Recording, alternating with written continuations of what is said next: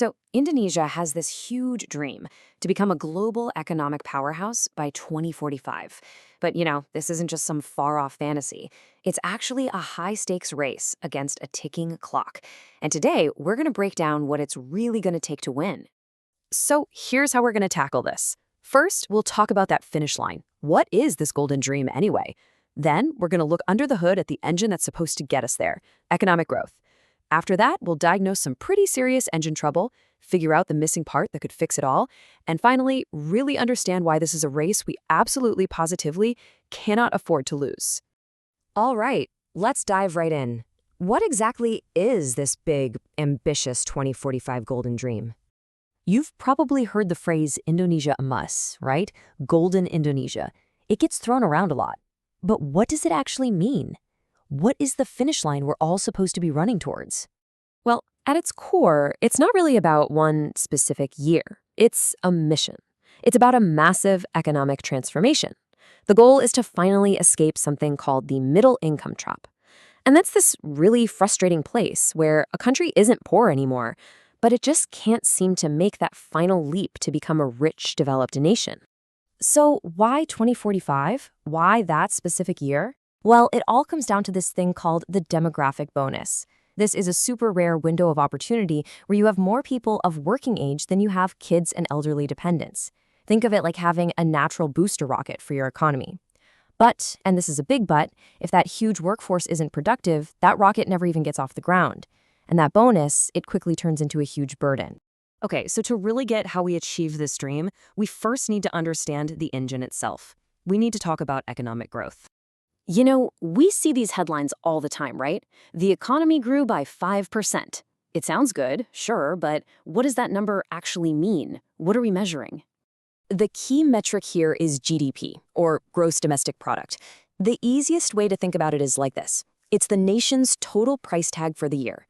It's the combined value of every single thing produced and sold in the country, from a cup of coffee to a brand new car, from a simple haircut to complex software. So what is economic growth?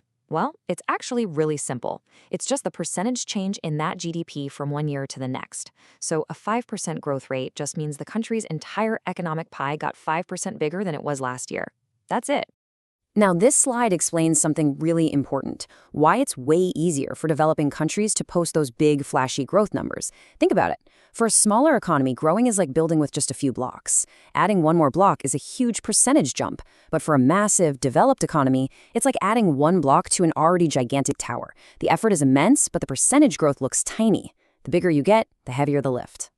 All right, so now we know how the engine is measured. So let's pop the hood and try to figure out why it feels like Indonesia is kind of stuck in first gear on this road to 2045. So, pretty much every country's economic engine runs on four main cylinders. There's consumption, which is all the stuff we buy; investment, which is what businesses spend to grow; government spending; and finally, net exports, basically the difference between what we sell to the world and what we buy from it. Now, for Indonesia, this chart tells a really powerful story. Just look at that massive slice for consumption. More than half of our entire economy is driven by regular people, you and me, just buying things. And that gives us a super strong, stable foundation. But there's a catch.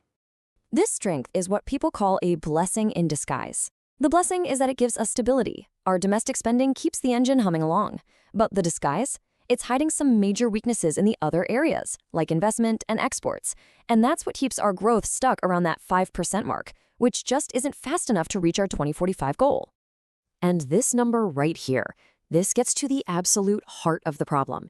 Indonesia spends just 0.3% of its entire GDP on research and development.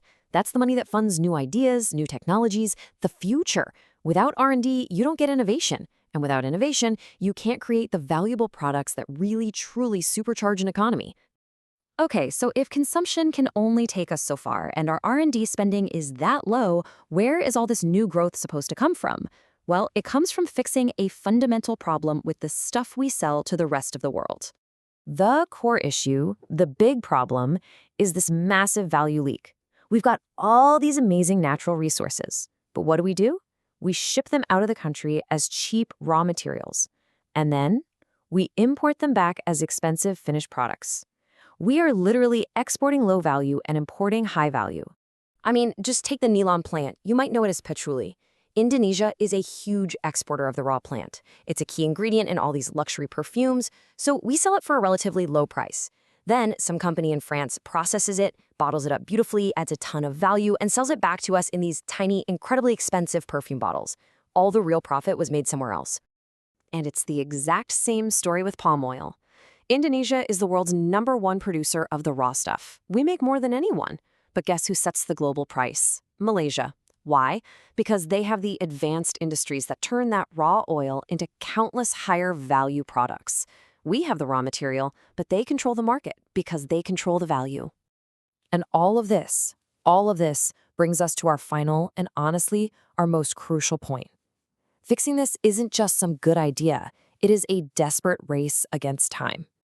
To achieve that golden Indonesia status, it's not just about the total size of the economy. It's about prosperity for the average person. And that means our per capita income, the average income for every single person, needs to leap from just under $5,000 today to over $13,000. That is a monumental, massive jump. And this timeline should be terrifying because we are in that demographic bonus window right now. Our workforce is going to hit its absolute peak in the 2030s. But after 2045, that advantage just fades away as our population gets older. This isn't an opportunity that's going to come around again. This is it. This quote really puts the whole challenge in the starkest terms possible. Failing to grab this opportunity isn't just a minor setback. It means being permanently stuck in that middle-income trap. It means we risk becoming a country that grew old before it grew rich without the wealth to support an aging population. It would be a disaster. So we're left with this question, aren't we? The path to 2045, it isn't paved by consuming more. It's paved by creating more. It's going to require a fundamental shift from just exporting raw resources to innovating and exporting high-value products. The resources are here, the people are here, but that window is closing fast. Will Indonesia make the leap?